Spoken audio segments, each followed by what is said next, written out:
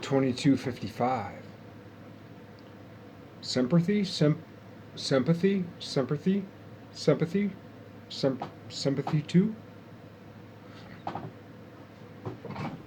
It rang clear as a bell.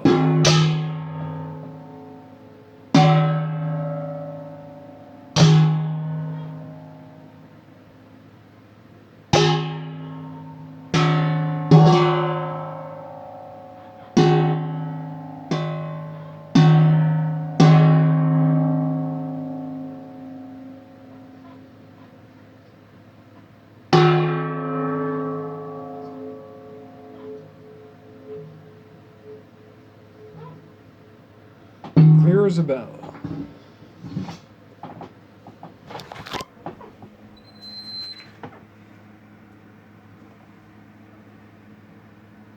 Clear as a bell.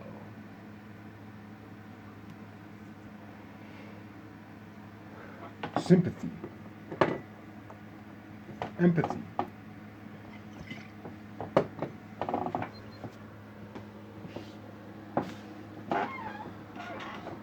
Alright, so in my last video what I was trying to get to, sympathy and empathy.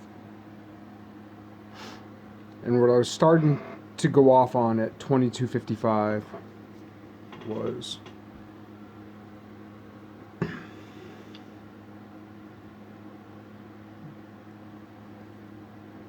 people, primates, the image of God, the imagination. This has to do with the very simplest, esoteric contemplations of math. The square root of -1 in some sense is it's rational. We call it a complex number. So, but do we have the definitions right of real numbers and complex numbers, imaginary numbers, rational numbers? So there are real natural numbers, and there are real complex numbers, and there are rational natural numbers, and there are rational complex numbers.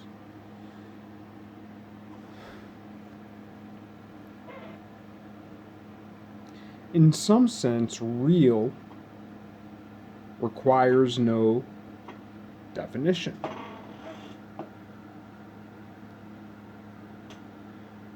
But rational always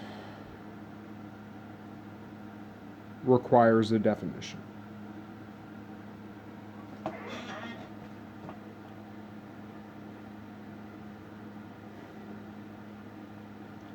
So, the castigation I was going to lay upon the world in my last video that I didn't get to was when talking about empathy and sympathy, and when talking about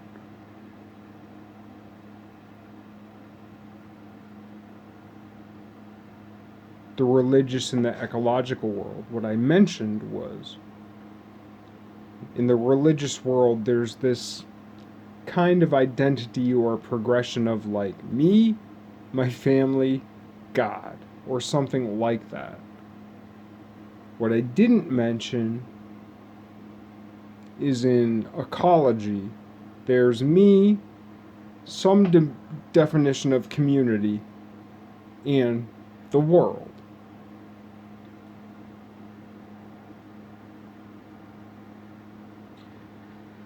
It was a crystalline point of perception when I thought of it, when I made that last video. And I'm just trying to get there and express it. I'm not there right at this exact moment. That's what the purpose of this video is. To give voice to the fleeting thought I had that was most correct in my last video that I didn't express to get there.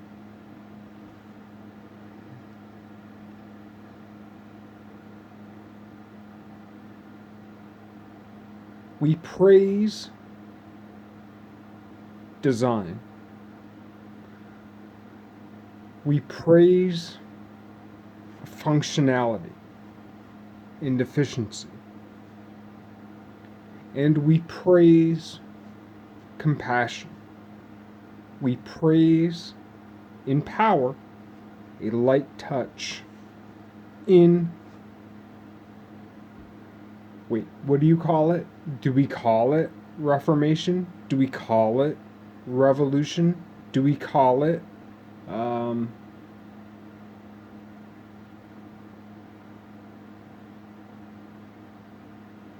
innovation? What do we call it? Or whatever that thing is that we praise, that is the next step in an evolutionary or an exponential pattern. Whatever that thing is that we collectively praise, no matter our tradition, whatever that thing is,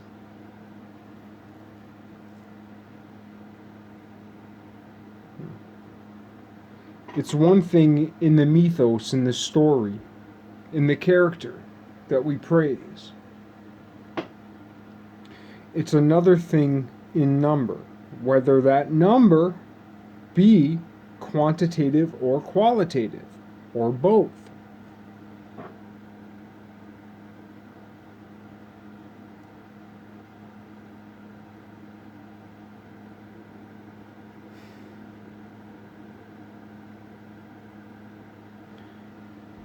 Whether we are religious or, I don't know why I'm borrowing the term ecological for this particular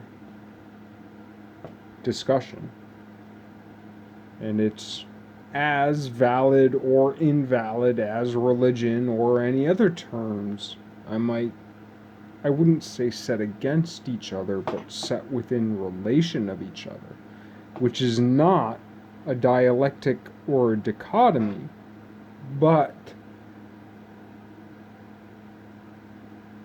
projective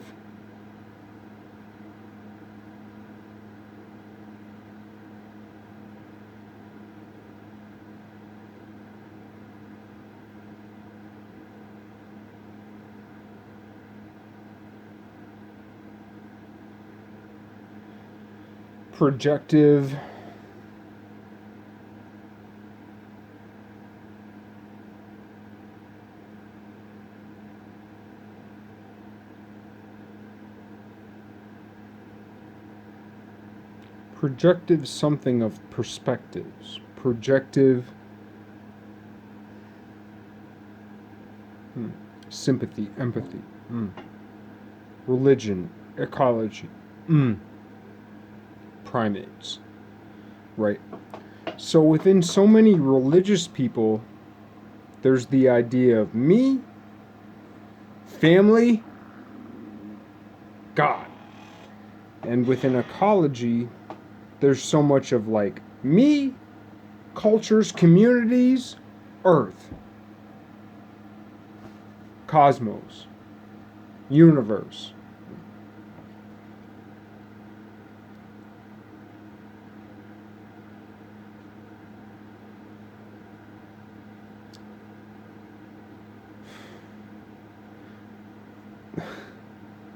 It's so simple. Within hierarchies of creation, or within hierarchies of creation, or hierarchies of evolution. Evolution is a tree. It's a hierarchy. The evolution of creation is a hierarchy. Nothing so assimilates us as other primates and vertebrates.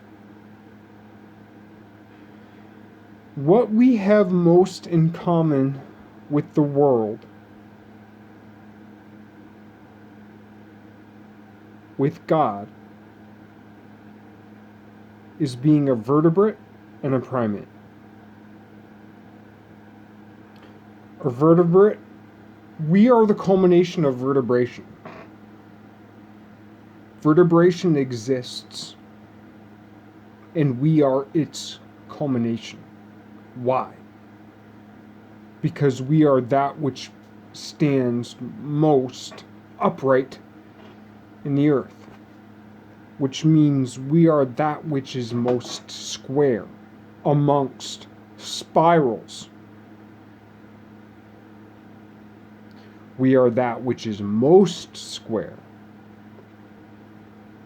amongst spirals.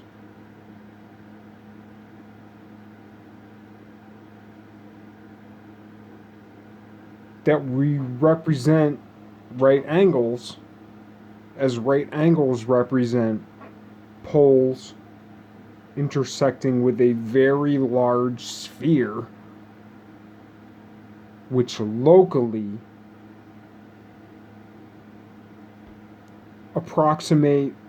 approximates squareness, if not achieves it within a certain resolution in comparison to the whole of the sphere that the pole intersects or philosophically intercedes.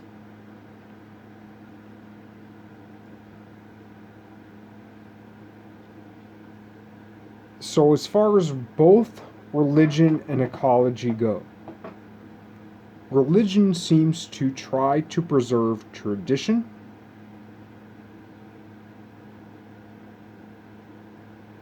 science as we know it, which we already treat as ancient. We treat Newton as if he were as ancient as Jacob. We treat Cavalieri and Torricelli as if they were as ancient as Ramses. They're not.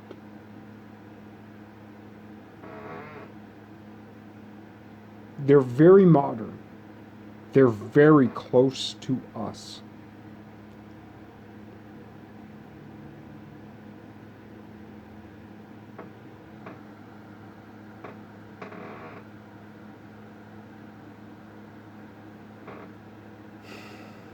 What was I trying to say?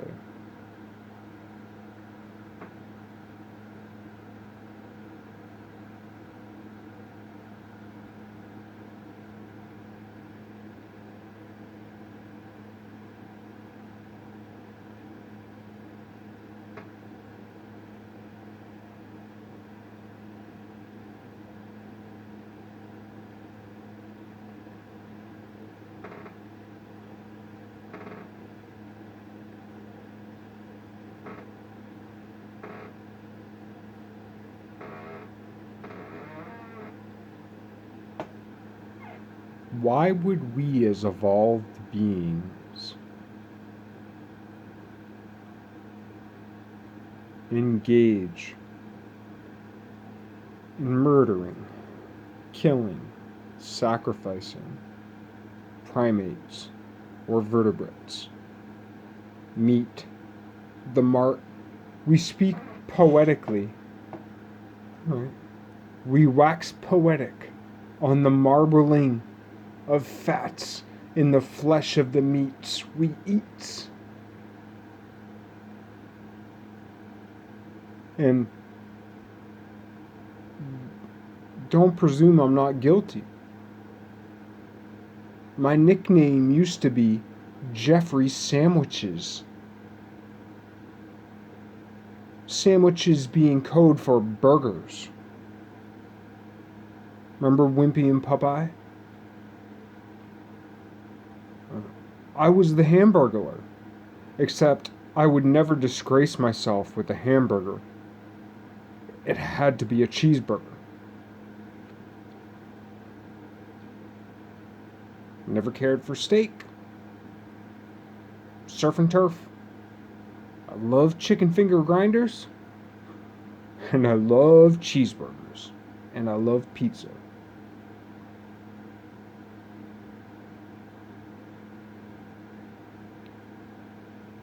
And if you take a chicken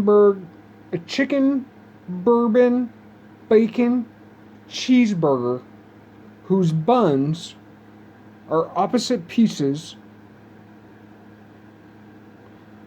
of a house special pizza. So instead of using buns on your burger, use a house special pizza with a burger and bourbon chicken finger, grinder, bacon burger sandwich. That's how I grew up. That's my previous philosophy. Extra pickles, extra cheese, extra sauce with everything. Thank you.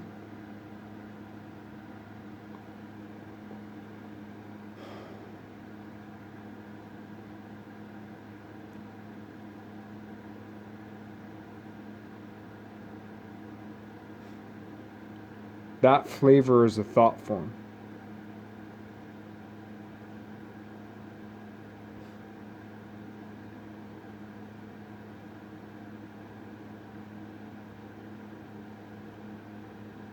Those 1,500 flavors that condense upon the sum of flavors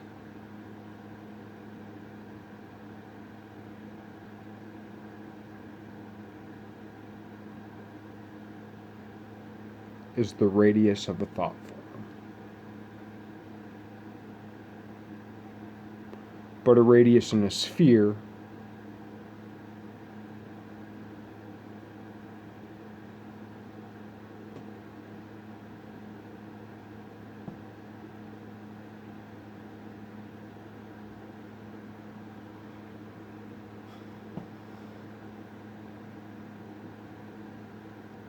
empathy, sympathy, vertebrates.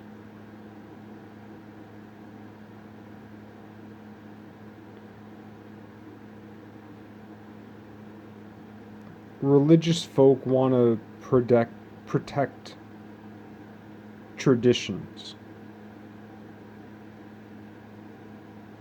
temples,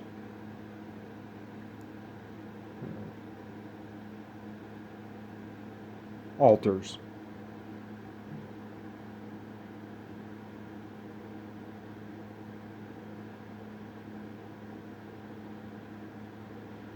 And want to get to heaven. Quote unquote scientific folk want to protect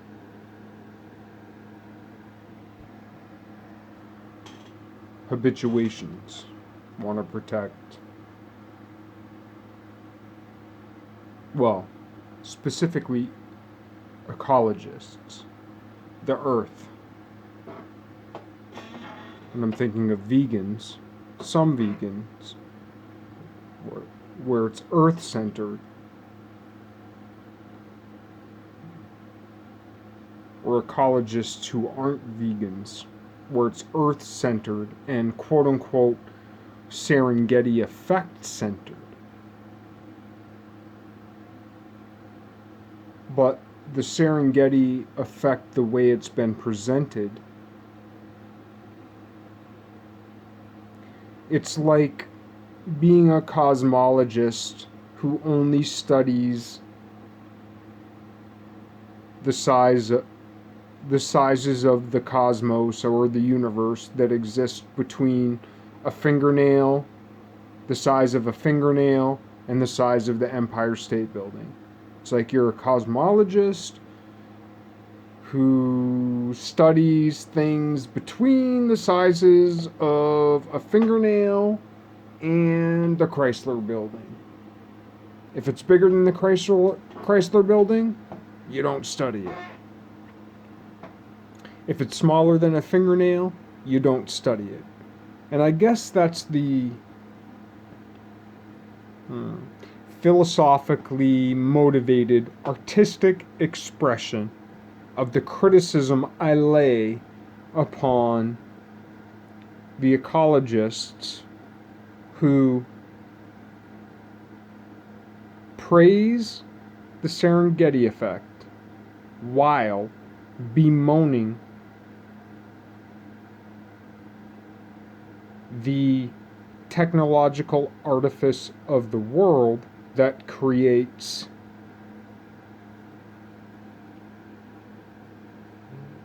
the chaos of what we call pollution. No. Pollution's actually the problem. We talk about greenhouse gas, we talk about global warming, this, that, whatever. Temperature's going to go up and down. Pollution is the gig. But we also don't know exactly what pollution is.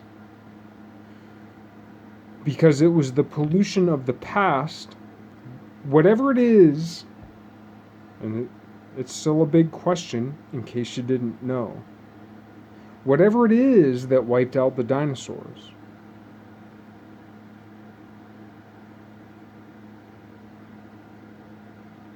Whatever it is. There's a few theories, by the way. There's no truth that we know of, even though there is a truth.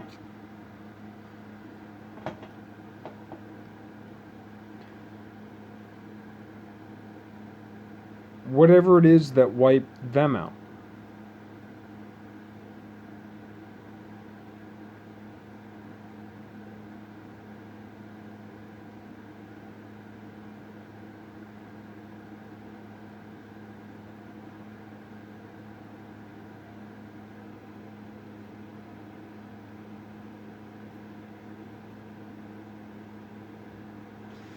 I guess see you in part 3.